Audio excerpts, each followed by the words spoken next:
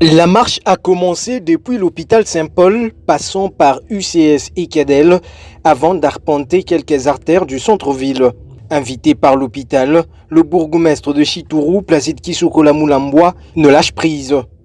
Déterminé à parcourir les 13 km de marche tels que prévus par les organisateurs, Placide Kisukola approuve sa vigueur de la jeunesse.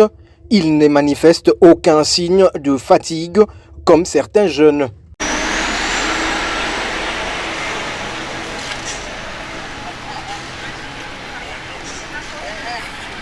Ni les camions, moins encore la poussière, n'a empêché au numéro 1 de la commune urbano-rurale de Chituru de continuer le trajet. Une marche qui a tout son sens, révèle le médecin directeur de Saint-Paul. Saint-Paul Hôpital ne soigne pas que par les médicaments, a beaucoup de techniques de prise en charge et déjà s'exerce lui-même à les mettre en pratique. Aussi, deuxième objectif de la marche, c'est aussi jubiler l'activité qui se passe à Saint-Paul Hôpital. Une grande activité à l'ICACI, bien sûr connue déjà, mais on continue encore à faire valoir ça parce que ça apporte en plus au plateau technique qui était à l'ICACI. Saint-Paul Hôpital de Chituru, initié par le bourgmestre, donc la commune de Chituru et la société civile, donc a fini par apporter une main de plus.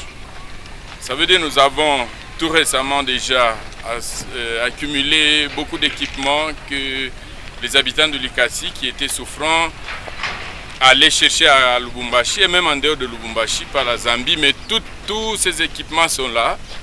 Que ce soit dans l'investigation, c'est un laboratoire de haut niveau. Saint-Paul Hôpital donc apporte une investigation de haut niveau qui peut être bien sûr concurrencée à Lubumbashi dans 2 ou 3 formations sanitaires seulement. Et il y a même quelques heures seulement que le bourgmestre venait de nous ajouter encore un équipement qui détecte les métaux dans le sang, qu'on appelle oligoscan, qui ne se trouve ni à Lubumbashi, ni à Likasi, ni à Kolwezi. Mivuka est le point des chutes.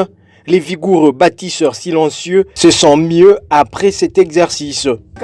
En fait, je me sens très à l'aise. Et vous savez, j'ai été invité par l'hôpital Saint-Paul que dirige l'archevêché.